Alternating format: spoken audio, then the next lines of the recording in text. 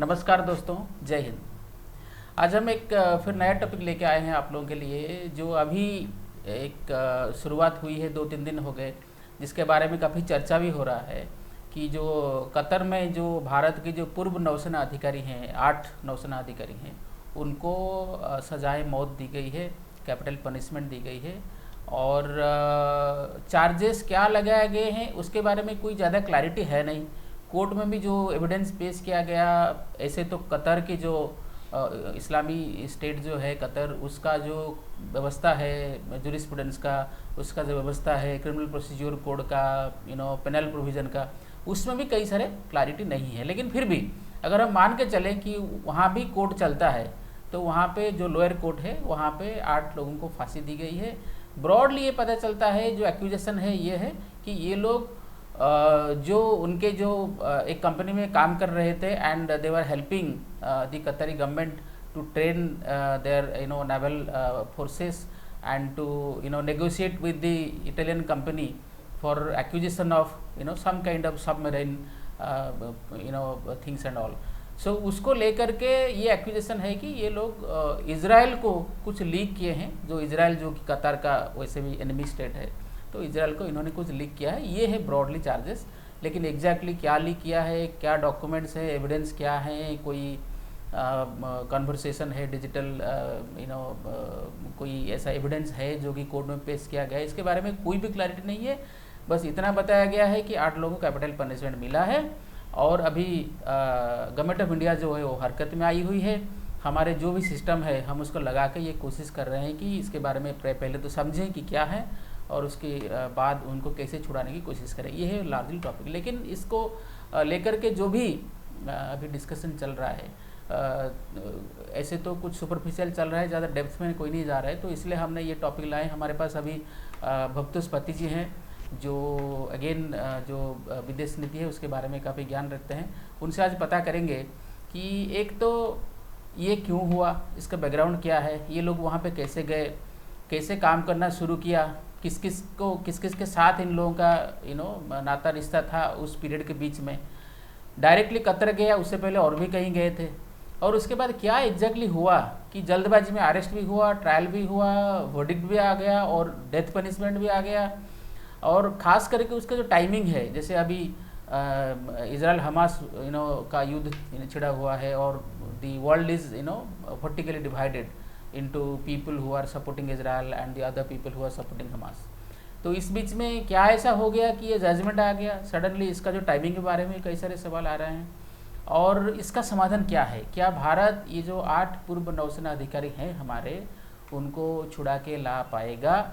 हमारा जो कतर के साथ जो भी रिलेशनशिप आज के डेट में है उसका स्टेटस क्या है, और भारत के दूसरे जो फ्रेंड्स हैं, लेट अस से countries like USA and all, जो कतर में काफ़ी सारा इन्फ्लुएंस रखते हैं, वो भी क्या हमारे लिए कुछ काम करेंगे, क्या डिप्लोमेटिक स्टेप लिया जाएगा, या इसका सोल्यूशन और कुछ भी हो सकता है। तो ये सब के बारे में अभी एक विस्तृत चर्चा करेंगे। इसके बारे में बैकग्राउंड दीजिए कि सहज और सरल तरीके से समझाइए कि ये प्रॉब्लम कैसे शुरू हुआ। आज तक इस प्रॉब्लम के बारे में ज़्यादा कुछ चर्चा नहीं हुआ था। जो अरेस्ट हुआ था थोड़ा बहुत इसके बारे में न्यूज़ आया था, लेकिन कुछ ज़्यादा न्यूज़ आया नहीं। लेकिन अभी सडनली आ गया कि 8 लोगों को फांसी की सज़ा सुनाई गई, और सारा चीज़ उलट पुलट हो गया। और टाइमिंग तो आपको पता है, अभी युद्ध चल रहा है इजराइल और हमास के बीच में, और वो काफ़ी इंटेंसिफाई हो गया है आज के डेट में, क्योंकि ग्राउंड ऑफेंसिव भी शुरू हो गया है।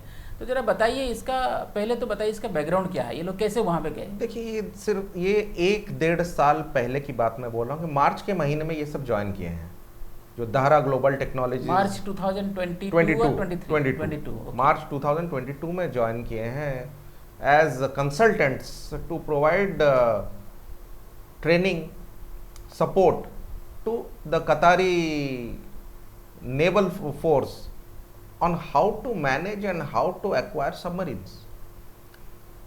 एक मेजर इशू है जो कि पूरे गल्फ, सारे जीसीसी कंट्रीज जो हैं उनमें से किसी भी राष्ट्र के पास आज सबमरीन नहीं है। ईरान के पास है और इजराइल के पास है मिडिल ईस्ट में, और नहीं तो किसी के पास नहीं है सबमरीन। कतर यहाँ पे एक बहुत ही इंपॉर्टेंट और सीक्रेटिव काम कर रहा था, जहाँ पे वो एक इटालियन कंपनी के साथ they were in negotiations on acquiring midget submarines, ये जो कतारी कोस्ट है ये काफी शैलो वाटर है, तो यहाँ पे आप वो जो बड़े वाले जो सबमरीन्स हैं वहां पे काम नहीं कर सकता है। तो इसलिए मिजेट जो छोटा वाला सबमरीन है, स्टेल्थ सबमरीन है, उस पे कैसे काम किया जा सके, वो कैसे वो ला सके, इस बारे में काम किया जाए। तो ये जो हमारे जो पूर्व नौसैनिक थे, ये लोग कतारी ऑफिशियल्स को असिस्ट कर रहे थे, हेल्प कर रहे थे, ट्रेन कर रहे थे कि किस प्रकार से इस चीज में आगे बढ़ा जाए। तो ये मार्च की बात मैं बोल रहा हूं। और but they were working for a private company, they were working for a private company, Dahra global technology. ये एक ओमान की कंपनी है, इसके मालिक भी ओमानी स्क्वाड्रन लीडर थे। इसका मतलब जो कतारी गवर्नमेंट है वो उस कंपनी को हायर किया था बिल्कुल कंसल्टेंट, बिल्कुल। तो कतारी गवर्नमेंट ने इनको हायर किया था, उनको उनके नौसेना को मदद करने के लिए कि कैसे आगे बढ़ा जाए। नाउ ये पहला पड़ाव है मार्च का। दूसरा पड़ाव मैं बोल रहा हूं अगस्त का। अगस्त 2022 में रात के अंधेरे में ये 8 लोगों की गिरफ्तारी हुई है। जब घर वालों ने काफी हल्ला गुल्ला मचाया तभी जाके हमारी एम्बेसी कुछ एक्शन ली और एम्बेसी से उसके बाद पता चला कि इन सबको अरेस्ट किया गया है। चार्जेस क्या थे वो आज तक भी ऑफिशियली कहीं भी नहीं बताया गया है, बट कुछ सूत्रों से पता चलता है कि एस्पियोनाज करते हुए ये पकड़े गए हैं। कुछ इलेक्ट्रॉनिक अधिकरण थे जिसका मतलब जो एविडेंस के हिसाब से प्रूफ दिखाया भी गया है, जहां पे वो इजराइल के लिए वो एस्पियोनाज का काम कर रहे थे।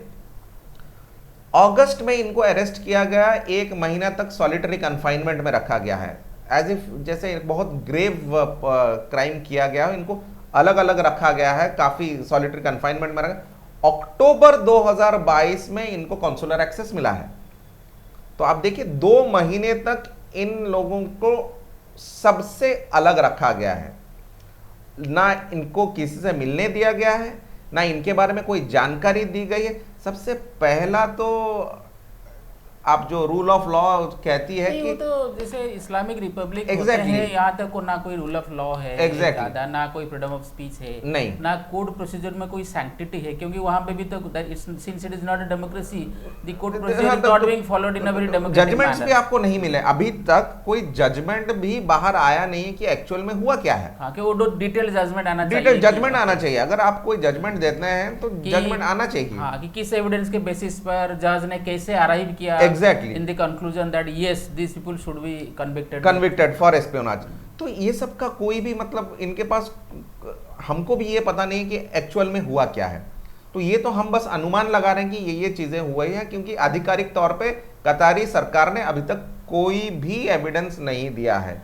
लेकिन ये जो एक बात बताइए, जो जैसे ये जो पूर्व सेना के अधिकारी होते हैं, वो जब भारत के बाहर जाके कोई भी कंसल्टेंसी फर्म में काम करते हैं या कोई भी देश के लिए काम करना शुरू करते हैं through various kinds of companies and all, और may be even they are directly recruited by that country, तो इनको तो जैसे ये भारत के सिटीजन हैं तो इनको तो क्लियरेंस लेना पड़ता होगा, जो हमारे होम मिनिस्ट्री है, होम मिनिस्ट्री क्लियरेंस देता है। तो ये सब क्लियरेंस इनको कैसे इतने आसानी से मिल गया? और ये तो उससे पहले कहीं सिंगापुर में काम करते थे, कतर आ गए, इसका क्या है? इसमें भी बहुत सारे, देखिए बहुत सारे द्वंद्व हैं जिसके बारे में हमें कोई आइडिया नहीं। जैसे कि सबसे पहला बात यह है कि इतने सीक्रेटिव प्रोजेक्ट में जहां पे कतार काम कर रहा है, वो कभी भी फॉरेनर्स को चाहेगा नहीं कि they are privy to any information. सबसे पहला बात।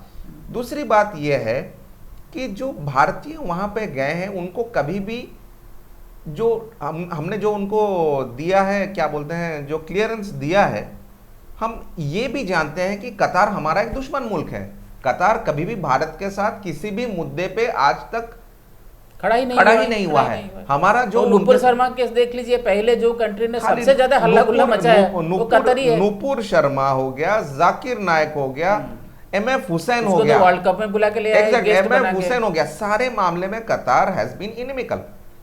और कतार कभी भी भारत का पक्ष आगे नहीं बढ़ाता है। और जम्मू कश्मीर के इश्यू में तो हमेशा पाकिस्तान के साथ खड़ा रहता है, हमेशा खड़ा रहता है। तो जब सरकार को भी पता है कि कतार एक ऐसा मुल्क है, तो सरकार ने इन्हें क्लियरेंस क्यों दिया है कि वो इस पर्टिकुलर प्रोजेक्ट में काम करे? ऐसा भी हो सकता है इनको सिर्फ स्केपगोट बनाने के लिए वहां पे लिया गया हो, इसका हमें कोई मतलब आइडिया है नहीं क्या हो रहा है, क्योंकि इंटेलिजेंस एजेंसी तो ऐसे ही ऑपरेट करते हैं। हाँ, क्योंकि इंटेलिजेंस पता ही एजेंसी नहीं चलता है, आपको बिल्कुल। हायर कर लेंगे, सब कुछ अच्छा लगेगा, सही लगेगा, कंपनी है, पैसा मिल रहा है, काम बिल्कुल। करेंगे, you are being hired as a pure professional. फिर बाद में पता चलता है कि you are just a cannon fodder, you और आर बीइंग पुट चीजें इन द ट्रैप। इतनी अच्छी थी कि कतार गवर्नमेंट ने भारतीय सरकार को यह भी रेकमेंड किया कि पूर्णेंदु तिवारी को प्रवासी भारतीय अवार्ड भी मिले, वो मिला भी उनको, और उनको मिला भी है। तो ये किस प्रकार का खेल है, ये आज तक या तो कतार वाले बता सके या तो भारत के जो ब्यूरोक्रेट्स है वो बता पाए। कुछ पाकिस्तानी कनेक्शन भी आ रहा है अभी, पाकिस्तान कनेक्शन, क्योंकि जितना हमें पता है कि जिस इटालियन कंपनी के साथ नेगोशिएट कतार कर रही है फॉर मिजेट सबमरीन, वही कंपनी पाकिस्तान को भी सबमरीन बना के देती है।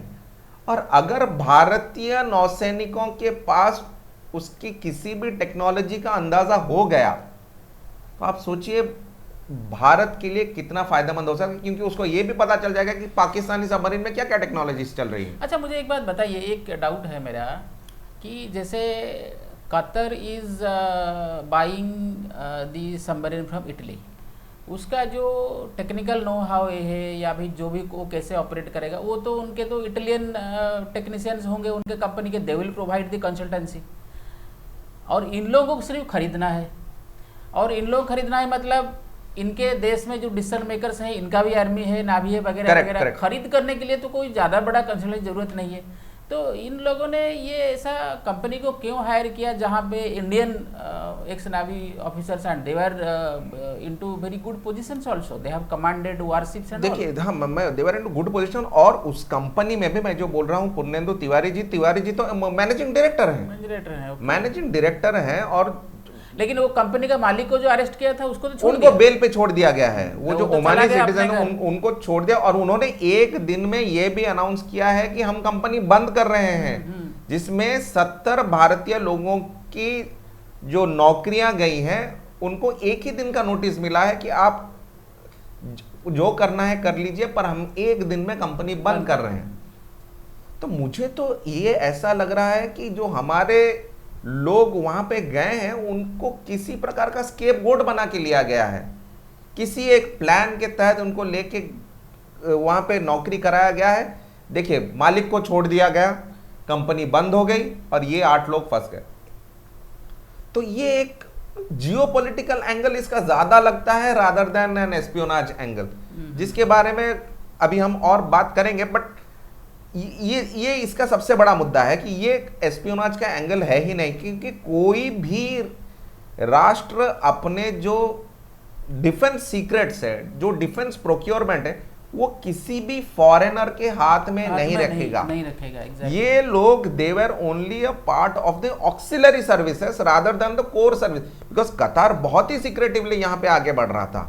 तो हम कभी भी एक्सेप्ट नहीं कर सकते कि ये लोग उसके जो कोर इंटरेस्ट है कतार के सबमरीन प्रोजेक्ट के, उसमें इन्वॉल्व है। ये मैं तो बिल्कुल विश्वास कर ही नहीं सकता। तो इसमें और भी बहुत सारे एंगल्स है। अगर ऐसा है, because they are only providing auxiliary services, तो फिर इनको तो जो भी सबमरीन इटली से आ रहा है वगैरह वगैरह, इनको तो कोई नॉलेज भी नहीं होगा, नहीं वो डिटेल्स के बारे में नहीं। मैं ये भी बोल रहा हूँ, यहाँ पर कुछ सूत्र तो ये भी बता रहे हैं कि ISI ने प्लांट किया है इंफॉर्मेशन इनके कंप्यूटर्स में कि इनको इजराइल के साथ कैसे कनेक्ट। अब आप देखिए, हमास को सबसे ज्यादा पैसा देने वाला कौन सा राष्ट्र है? कतार है। तो बैकफुट में कौन है? कतार है।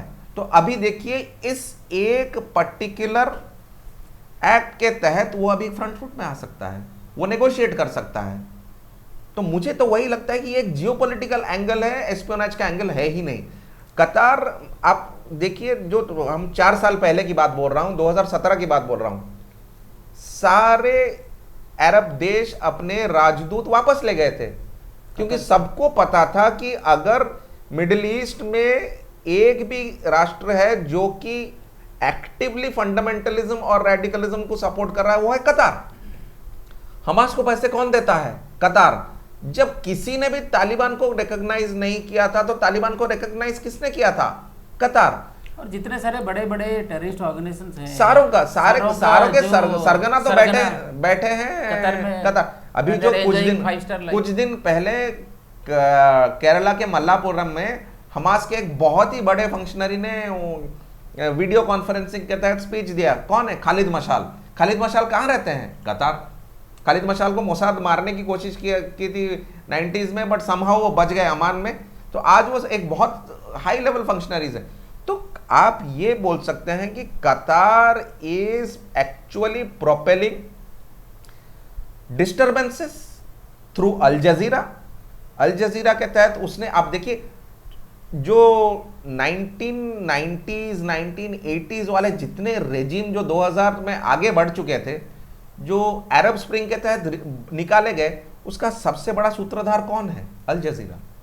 आज भी भारत में कश्मीर और मुसलमानों के खिलाफ सारे नेगेटिव कैंपेन कौन करता है? अल जजीरा। सऊदी अरेबिया में सऊदी रूलिंग फैमिली के खिलाफ प्रोपेगेंडा कौन फैलाता है? अल जजीरा। तो जो देश सब बाहर चले गए थे, अपने राजदूत वापस गए थे, उनका सबसे बड़ा कंडीशन यह था कि आप अल जजीरा को लगाम लगाएं, जो कि आज तक कतार ने नहीं लगाया। इसीलिए इजराइल ने सबसे पहले जो बम्बार्डमेंट किया है वो कहां पे किया है? अल जजीरा के हेडक्वार्टर, गाजा वाले हेडक्वार्टर में सबसे पहले अपना बम्बार्डमेंट किया है। तो कतार इज अ रोग स्टेट। बट यहां पे मुझे एक चीज समझ नहीं आता है कि यूएस जो अपना मिलिट्री बेस वहां पे रखा है और स्ट्रेटेजिक पार्टनर भी है कतार का, उसने आज तक कतार को कैसे नहीं संभाला है? क्योंकि कतार एक तरफ यूएस का बहुत अच्छा मित्र है और दूसरी तरफ यूएस को अफगानिस्तान से निकालने वाले फोर्सेस को पैसे दे रहा है। वो तो नेगोशिएशन भी किया था एग्जैक्टली दोहा में, तो सारा नेगोशिएशन ये किस प्रकार की दोस्ती है, यही समझ नहीं आ रहा है। अच्छा, ये जो अभी ये जो प्रकरण हुआ है, इस प्रकरण के आगे अगर हम सोचें तो अभी एक तो हमारे 8 पूर्व सैनिक फंस गए हैं। भारत सरकार का अप्रोच जो भी है वो अभी तो डिप्लोमेटिक वे में हैंडल हम कर रहे हैं। बैकडोर डिप्लोमेसी चल रहा है, नेगोशिएशन चल रहा होगा, अमेरिका के साथ भी चैनल ओपन होंगे, ये सब हो रहा है।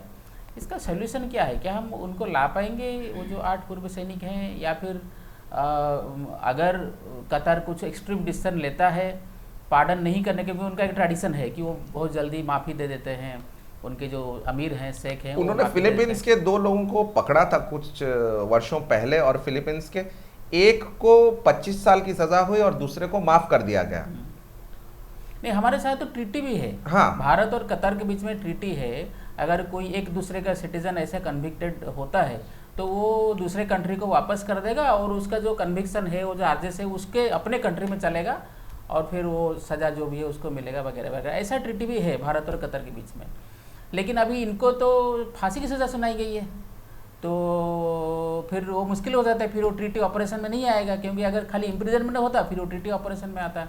तो अभी एक ही बात बचा है कि उनका जो हेड ऑफ द स्टेट है वो माफ़ कर दें, पार्डन प्रोसेस में एक है, और दूसरा है कि हम अगर कोई ऐसा मैस्कुलाइन अप्रोच लेते हैं, कतार को कुछ सिवियर पनिशमेंट टाइप का देने की कोशिश करते हैं, उसका इंटरेस्ट बहुत ज़्यादा हैम्पर होने की चांसेस होता है।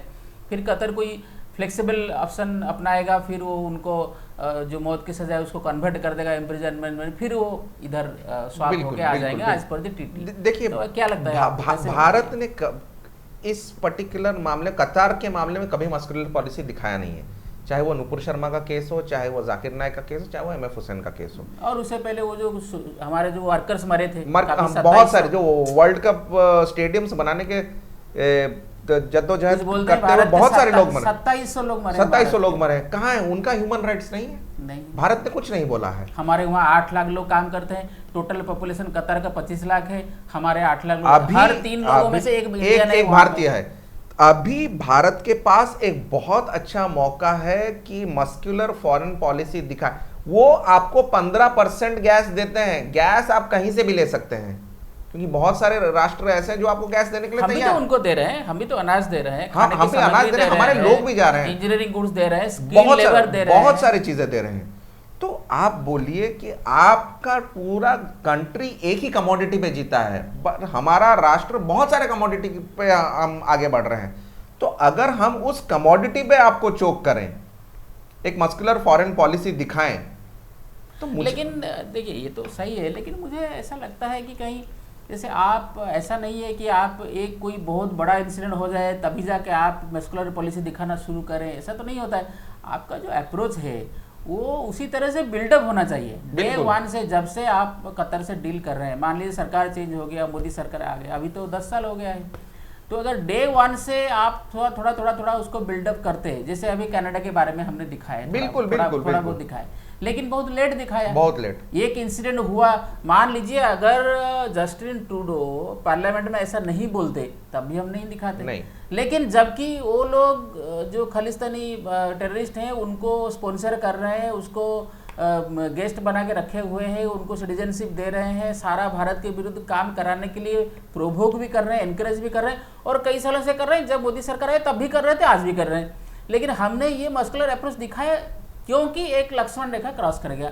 ऐसा क्या होगा बार बार कि हमें एक लक्ष्मण रेखा क्रॉस करने तक वेट करना पड़ेगा, फिर जाके उसके बाद जाके हम कुछ दिखाएंगे। कतर में भी वही हो रहा है। बिल्कुल सर, बिल्कुल। ऊपर शर्मा के टाइम में आप देखिए, जब वो लोग एमएफ हुसैन को लेके अपने घर में बैठा सकते हैं, जो कि हिंदू सेंटिमेंट हो या जो भी हिंदुओं की आस्था है उनके खिलाफ जो भी करना था उस आदमी ने किया। यहाँ पे वो डर के मारे भाग गया, फिर वहाँ पे जाके बैठा रहा। अगर आप ऐसा कर सकते हैं, और यहाँ पे नुपुर शर्मा ने तो सिर्फ एक कोई टेक्स्ट को कोट किया था, और उसके ऊपर हमारे यहाँ जो भी लीगल प्रोसीजर है, हमारा तो डेमोक्रेटिक कंट्री है, our judicial system is very independent and having a robust system in place. उसको उसके ऊपर हमारा आस्था है कि नहीं, वो या फिर वो प्रोसेस में आएगा कि नहीं, उससे पहले आप प्रेशर में आ गए। कोई कतर आपको प्रेशराइज कर देते हैं, फिर आप किसी को बैन कर देते हैं, फिर उस लड़की का जान की धमकी मिलता है, जीना हराम कर दिया, जीना हराम कर दिया, फिर उसको अंडरग्राउंड होना पड़ा। ऐसे छोटे छोटे चीज़ों में अगर आप ऐसे प्रेशर में आएगा, वो भी आप देखिए एक 275 बिलियन डॉलर का जीडीपी है उनका, हमारा जीडीपी है $4 ट्रिलियन, और हमारा फायर पावर, हमारा मिलिट्री वर्ल्ड में 3rd 4th इस संख्या में आता है। इतना बड़ा इकोनॉमी है, ग्रोथ रेट है, ये सब इतने सारा चीज़ है। और फिर खास करके हमारे वहाँ पे जाके 8-10 लाख लोग काम करते हैं, स्किल लेबर जो कि वो रिप्लेस भी नहीं कर सकते। अगर हम डाइवर्ट कर दें किसी दूसरे कंट्री में, तो 30% में सरकार बन जाता है, आप वहाँ पे भी 30% है। हाँ, 30% की आबादी वोट में सरकार बन जाता है, वहाँ पे भी आबादी आपकी उतनी। बात यह है कि हमें अपना माइंडसेट चेंज करना पड़ेगा, हमने जो कि धीरे धीरे बदल रहा है, मुझे लगता है कि आगे भी और बदलेगा। बट मिडिल ईस्ट को लेके हमारा रिस्पांस काफ़ी वीक रहा है। हिस्टोरिकली हमने काफ़ी, हमारा जो मिडिल ईस्ट का जो अप्रोच रहा है, वो जो नेहरू साहब जो नॉन अलाइनमेंट करने के बाद जो अब गमाल अब्दुल नासिर का मृत्यु हो गया, उसके बाद से जो वैक्यूम क्रिएट हो गया है, सऊदी वाले हमको कभी घुसाया नहीं, कहीं भी हमारा कोई दबदबा नहीं रहा है। तो ये हमारा एक वो जो पास्ट वाला जो फॉरेन पॉलिसी का जो लैक्यूना है, वो अभी धीरे धीरे उछल के आ रहा है। आई थिंक इंडिया धीरे धीरे ये सब प्रॉब्लम्स को धीरे धीरे सॉर्ट आउट करेगा। नहीं तो जो इंडिया एस्पायर करता है कि रीजनल पावर बने, आप देखिए ईरान का दबदबा भारत से काफी ज्यादा है, मतलब नॉट ओनली अपने रीजन में बट रीजन के बाहर भी उसका दबदबा काफी है। भारत का दबदबा कहाँ है? एक मालदीव्स जैसे नेशन में आज उनका राष्ट्रपति नया आया है, वो बोलता है कि मुझे भारतीय सैनिक बाहर चाहिए, जितना जल्दी हो सके आप निकल जाइए। वो भी कितने 70-80 कुछ 100 पड़े हैं हमारे। बिल्कुल, जब आप उनको पानी की जरूरत थी तो कौन गया उनको पानी देने के लिए? डिसैलिनेशन प्लांट्स उनके किसने ठीक किए? सब भारत ने किए। तो muscular foreign policy is the need of, मुझे लग रहा है इवन अभी श्रीलंका के साथ भी वही हुआ। बिल्कुल, अभी श्रीलंका ने कर दिया है, नेपाल भूटान के साथ भी वही है, बांग्लादेश के साथ भी वही है। जब उनको जरूरत पड़ता है वो हमसे फायदा उठा लेते हैं, लेकिन जब हम उनको फायदा पहुंचाते हैं, सहूलियत पहुंचाते हैं, उसके बदले में हम उनसे कुछ डिमांड नहीं करते। नहीं। उसके बदले में या फिर जो हम दे रहे हैं उसको हम लिवरेज की तरह यूज नहीं करते उनके अगेंस्ट में, तो फिर वो स्पेस नहीं बन पाता है भारत को मैन्यूवर करने के लिए। बिल्कुल। तो ये फिर कैसे चलेगा ये, कब तक चलेगा? लेकिन हाँ, लोग तो बोल रहे हैं मोदी जी आए, बड़ा चेंज हो गया फॉरेन पॉलिसी अप्रोच में वगैरह वगैरह, और फिर बाद में पता चलता है कि नेपाल भी आंख दिखाना शुरू करता है, भूटान भी जाकर चाइना के साथ अपना बॉर्डर सेटलमेंट करता है विदाउट इंडिया सर। अब एक बात बोले ना, कतर आके ये आपने श्रीलंका को अभी इतने पैसे दिए, अभी कल ही की बात मैं बोल रहा हूं कि श्रीलंका ने एक चाइनीज स्पाई शिप को अभी परमिशन दिया है श्रीलंका तो के, दे ही रहा है, हाँ, वेस्टर्न कोस्ट में मैन्यूवर करने के लिए और वेस्टर्न कोस्ट में टेस्ट्स कराने के लिए। भारत कहाँ है? कहाँ है भारत? भारत चुप बैठा है। तो बात वही है कि अगर नहीं, ये जब हेल्प लेके पहुंचते हैं, देखिए श्रीलंका में इतना बड़ा क्राइसिस हुआ, अभी 2 साल हो रहा है, करीब 1.5 साल से ज़्यादा हो रहा है, इतना बड़ा क्राइसिस हुआ। जब कोई नहीं आया तो हम गए, उनके एसेंशियल्स हम लेके गए, फ्यूल हम लेके गए, मेडिसिन हम लेके गए, मिलियंस ऑफ डॉलर्स हमने दिया, अभी तक करीब शायद $4 बिलियन के आसपास हम दे चुके हैं। उसके बदले में हमने क्या चाहा उनसे? जब हम उनको दे रहे हैं तो उनसे कुछ तो कंडीशन फिक्स करना चाहिए, कुछ तो ऐसा ग्राउंड फिक्स करना चाहिए कि अगर ये चीज़ ऐसे ही चेंज होगा फिर हम अपना सामान वापस मांग लेंगे, हमारा पैसा वापस मांग लेंगे, अगर आप ये डेविएट करते हैं तो हमें पैसा वापस चाहिए उसी दिन वगैरह वगैरह। वो अप्रोच भारत का कभी क्यों नहीं हो रहा है, चाहे वो कांग्रेस का सरकार आए, चाहे वो बीजेपी का सरकार आए, और जो बोलते हैं कि जो आयरन इमेज मोदी जी आए तभी कुछ नहीं हो रहा है। सर, ये अप्रोच ऐसा क्यों है, इतना ढीला ढाला सा क्यों है? ये सर कोई भी सरकार हो, हमारा approach has been consistently bad. Is it a typical Hindu syndrome? It is a typical Hindu syndrome. It is a typical Hindu syndrome कि हम छोड़ देते हैं, ठीक है। ये जो चलता है वाला जो हमारा जो सिंड्रोम है फॉरेन पॉलिसी में, ये हमको मतलब हमने दान दिया और भूल गए किसको। बस ये स्टिंगर मिसाइल नहीं है कि आप फायर एंड फॉरगेट कर जाएं, ये वैसा नहीं है। आपको देखना पड़ेगा कि ये जाके किसको मार रहा है। अब देखिए अमेरिका अपना कहीं पे भी आगे बढ़ता है, उसके कितने कंडीशनलिटीज नहीं होते हैं।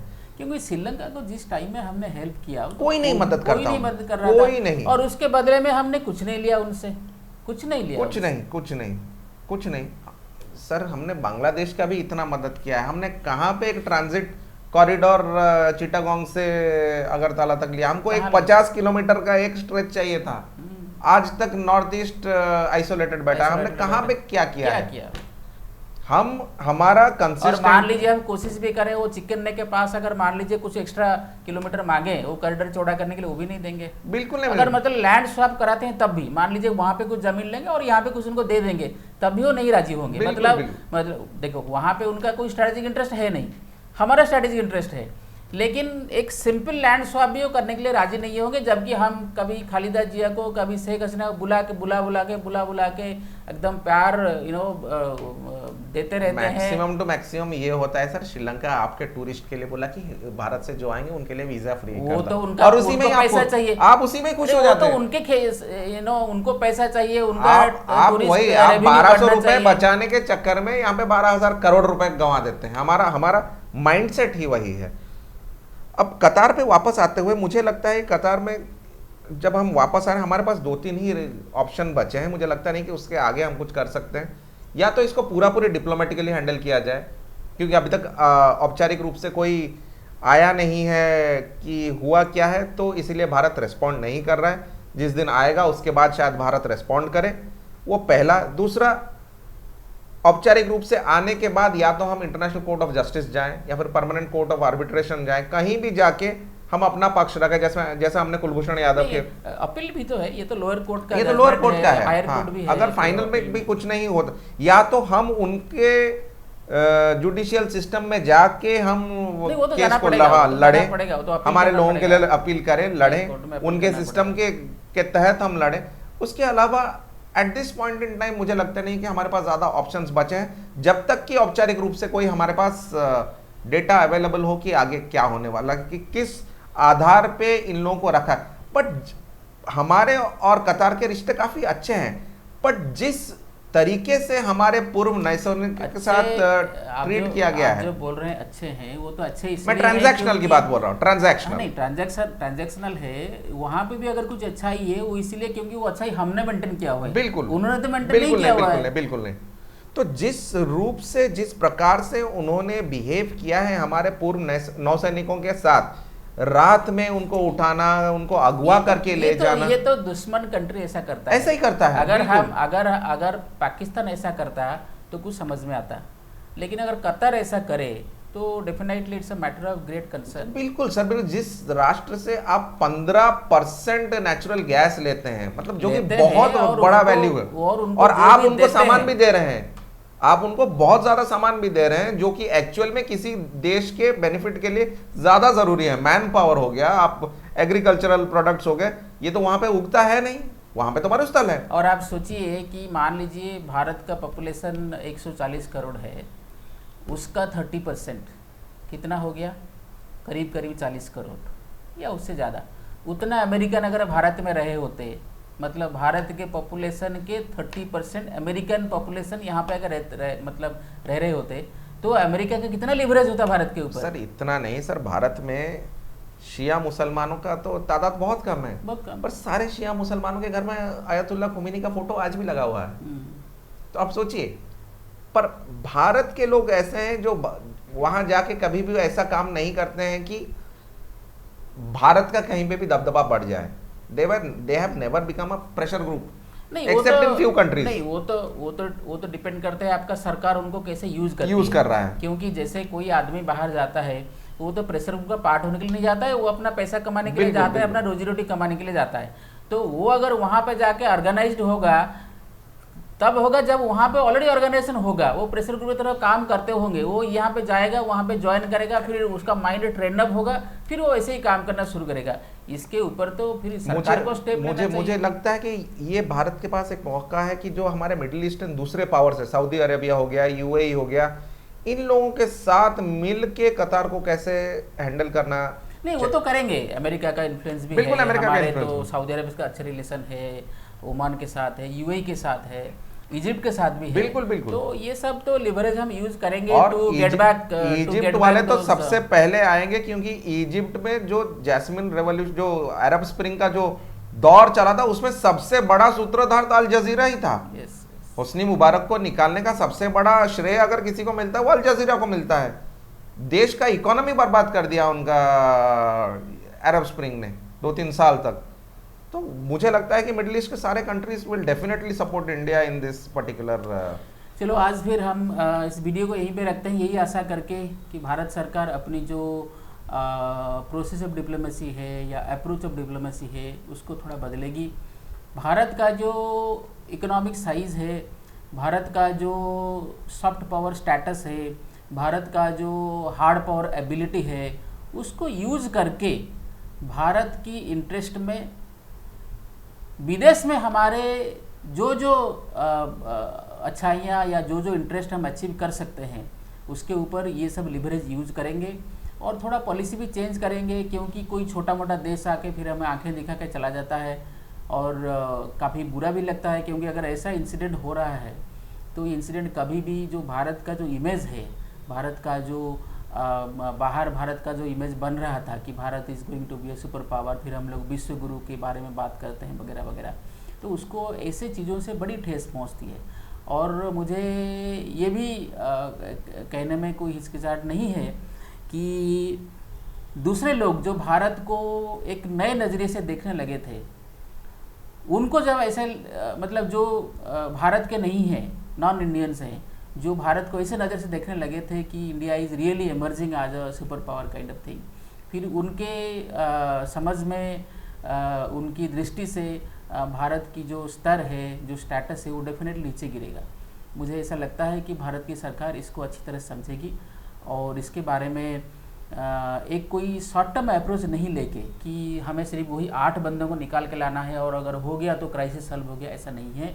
If India is going to the fulcrum of the change, India is going to the centre of the change, जो कि हम बोल रहे थे और अभी भी बोल रहे हैं, और जो भारत का कैपेसिटी भी है, तो उसको हम अचीव करने के लिए एक लॉन्ग टर्म पॉलिसी बनाएं।